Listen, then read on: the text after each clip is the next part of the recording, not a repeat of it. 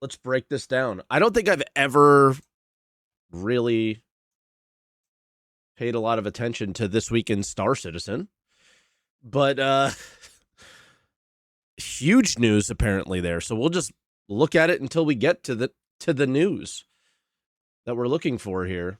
We'll do it from here. Hello, everyone. Hope you had a fantastic holiday break. We wrapped the year, so this is what we did. Okay. While you were putting the new features for their paces, many on the team were busy behind the scenes tracking data, reviewing feedback across every channel, and shipping a steady stream of hotfixes and tweaks to keep improving both 4.5 and future builds to come. I mean, I guess the steady stream of hotfixes may have been internal because we got a couple, I think, but not the normal steady stream. That work also includes closely monitoring a number of issues and unintended behaviors that have surfaced, and the team is already taking steps to address them, with more to share soon. With everyone back in the studio, our focus turns to Alpha 4.6, current patch notes. We're leveraging the insights you shared and experience you had in 4.5 to continue our drive in the new year. As outlined in the letter for the chairman, we'll keep building on the depth and playability of Star Citizen while pushing forward on the core systems that define how you play, from engineering and inventory to Genesis planets, crafting, social tools, dynamic server meshing, and so much more. I hope so, but we'll see. We're also continuing work on modernizing our long-running systems, which includes item recovery, insurance, inventory, and cross-patch persistence. The fact that all of those are lumped into like one thing, I am so excited to see that. But it's like nervous excitement, right? It doesn't mean that I think that they're going to do it amazing. But I'm very excited to see them do something there, and we'll see. But it's very, very nervous excitement. 2026 is already shaping up to be another great year. If it's anything like last year, yeah, the definition of great is very interesting. We're hard at work to bring crafting to the tech preview servers, with Evo Kadi up next. Whoa, okay, sounds like that's an early year thing. The response to our recent feedback survey has been incredible, with nearly 34,000 responses and counting. Thank you to everyone who has taken the time to share their thoughts. You can still update your answers, especially after spending more time in Alpha 4.5. We'd like to thank everyone who took part in the Luminalia card test. Okay, what's up? Where is this? Because that's not there. On Tuesday, a new monthly bundle appears in our store, formerly known as patch bundles. These bundles are limited time items and cosmetic packs featuring themed color palettes. Starting in 2026, new bundles will be released on the second Tuesday of each month. Mark your calendar for these monthly drops you don't want to miss. Oh my God, that's cringe. All right, this Wednesday, we get the roadmap roundup that finally shows us what's in 4.6 outside of the notes, maybe things that we don't know. As with 2025 before it, 2026 will bring a number of content delivery changes, including adjustments to how patches are scheduled, which we'll discuss in more detail in the coming weeks. So that's all they say there. What we had before last year was a patch every 3 months, if we were lucky. And what we had last year was essentially a patch every month. I don't think these bundles are going to be there's no way they go to a faster cadence of patches. Right? Oh, the second Tuesday of each month. For some reason, I thought it was twice a month. I don't believe they are going to release patches on the second Tuesday of each month, like guaranteed. There's no way that this bundle will be associated with a patch.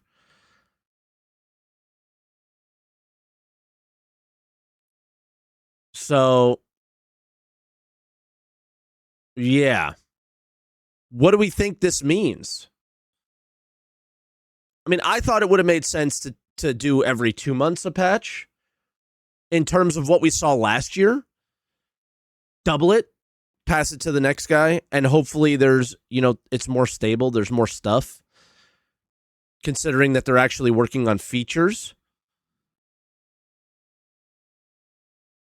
Maybe, I mean, if they go longer, then we're back to where we were.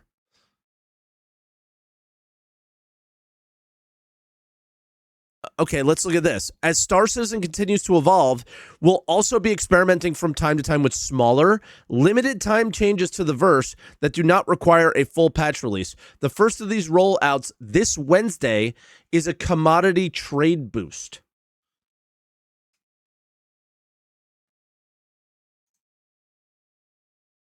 I don't hate this, but I hate it. Due to increases in large-scale capital ship combat and their subsequent destruction, 2 vendors in the Stanton system have gained access to increased quantities of highly sought-after resources, including Atlassium. Yeah, this is great timing with people having 1 trillion credits on their account. How is Atlassium and Capital Combat related? All you have to assume is that's part of their crafting recipe in some way. This is so wrong. This is so wrong to me.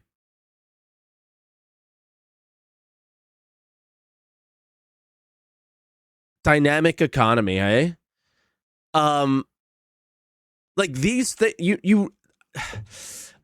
it's not wrong though. I have to remind myself, this is not EVE Online. It's never going to be EVE Online because we're never going to be in one server playing together all at the same time. One shard playing together all at the same time.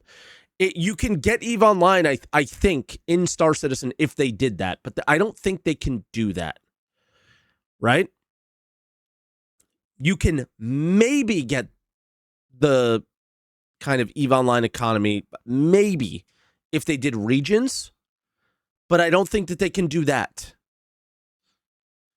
You can't cross shard economy. It's kind of messy when you start doing that. Like the reason EVE Online works and makes sense and is fun is because we're all in one world together at the same time. And, then the servers are split up because the systems are split up and so on and so forth. The reason that I'm looking at this and I immediately get upset is I go, if there was destruction and large capital ships were destroyed and people were crafting them, and yeah, like obviously we don't have any of that yet, but also I don't think we'll ever get that in the sense of what I would want. So I have to just like remove that from my mind, but it's also impossible to remove from my mind because it would be perfection. And like it would take Star Citizen to the level that it would need to be. But when the economy team makes up a story with the narrative team, and that's what's happening when it's not actually happening.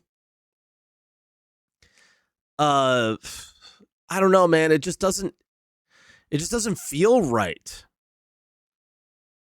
So this is weird. Let's see how this plays out, though. Piracy-wise, it might be really fun for a lot of people, but again, the money doesn't matter. Atlassium's used to build the Polaris. You need 50 of it or something. While they may be selling it with suitable markup, these vendors are also interested in purchasing several other resources above traditional market prices, at least until they have what they need. That's also like really weird. Just again, because like I don't know, profit-seeking traders are encouraged to seek out and discover these prosperous vendors in the verse, but beware that quantities are limited and others may be seeking these fortunes in less than friendly ways. I'll just say that I think that this is going to show that they're going to need to make some serious changes in what they think, like how they think cargo works, because where are we looking at? Quantities are limited. Anyone ever buy Atlassium here? There's probably just like a handful of you that are watching. Like the idea of this like they have like these. So for people who don't know anything about Atlassian, or what are some of the other commodities? Like, guys, I've never interacted with these commodities, not because I didn't want to, because it's very difficult to. I can't remember the name of them, but how Star Citizen works is, I think it's regional economy or global. So if Atlassian updates 5 SCU every 13 hours. It's global, okay. 5 SCU every 13 hours, and people all around the world on different servers are camping the location waiting for Atlassian. Even if you waited 13 hours, you might never see it. So, very weird. And I think that they're going to realize that this is just not fun and not good gameplay at all. So I welcome this, and I hope it's a learning experience for them as people like try to engage with the system and are unable to. I don't know what the right thing to do is. I think that the right thing to do is almost certainly have all of these resources start as something that you, the player, can collect and then sell to these NPCs and have them be as rare as you want them to be. Have them be as difficult to find as you want them to be. But a player has to go out and seek them and find them themselves. So, yes, it's very odd. Can someone help Vandit with this question so I don't have to get off topic here? It should be a pretty easy answer. Yeah, so let's unpack this a little bit. They're doing adjustments to how patches work. They're doing time-to-time smaller limited changes to the verse that do not require a full patch release. And the first thing they're doing is a kind of like Jumptown-esque thing, but it'll be at multiple locations.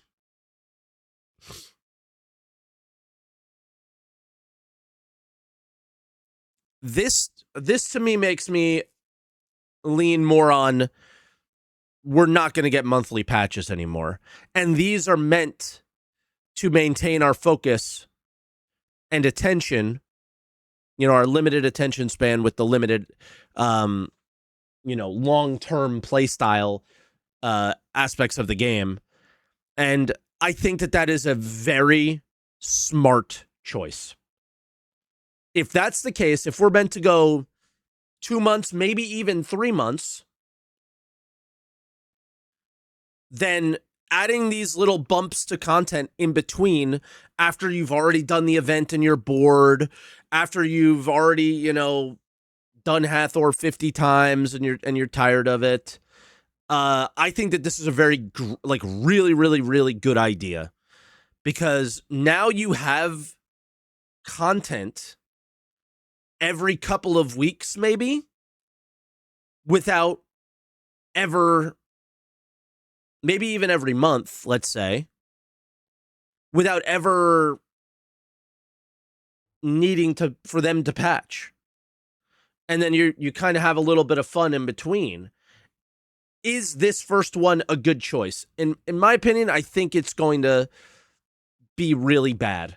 But I'm willing to see and how it plays out. But I'm assuming it's going to be a horrible experience because of these limited quality things. We've had these in the game for a while, and they're horrible to interact with. I hate them. I hate the idea of that, because you sit on a terminal and nothing happens, and it's just incredibly boring. And that's that, right? I think it's probably fun for some pirates to sit there and wait for somebody to pick up Atlassian, and then imagine that experience, right? Like waiting is not fun gameplay. Exactly. If I was more actively seeking out Atlassian or other things, then I would be totally fine with it. What are some of the other ones? Osoian Hides is one. There's a few of these out there, and every time I go and look at them or look for them, they're not in any quantity I can add to my inventory. I can't buy anything. So And I haven't tried it that much, but it's just not a great experience. So let's try, and I implore you to try and see what they're trying to do here, and and see it as a positive. I can't see anything negative with the idea of what they want to do with this patches, it looks like, but I have so much negative to say about the way they do these limited resources with cargo. So for me, I hope this highlights how bad this is and the kind of changes that they need to make it better. Again, I think it should be within mining, salvaging, harvestables, so on and so forth. We could sell them to these NPCs and then they could be available. However you want to do it, I don't care, but the way they currently do it is very, very boring. Also, doing this along with a wipe, without a wipe that I see mentioned in chat, is also very weird. Who's going to be motivated to want to sit there at a terminal and wait for these things? I don't think anybody is. So, yeah, very interesting. But, all right, so this week we got that yesterday. Today's Tuesday. Monthly bundle. Then we get roadmap roundup. And then Wednesday is going to be the commodity trade boost. So, should be interesting. Where is that last? It's all in Pyro, right? So that's going to be the first place everyone's going to go. Is like Shepherd's Rest or wherever you pick it up. I think Shepherd's Rest is maybe where you drop it off, but yeah, very interesting. I feel overall much more positive about this than you probably would expect. Execution doesn't look like it's going to be great, but I don't think that really matters here. I think that this entire year can be, the first quarter of the year, first half of the year can be knowing that we want to do this and knowing it could work and it probably will work, but then knowing what to do to make it work with these like little mini events kind of things. So, yeah, I think that's a smart idea, and we'll see how it goes.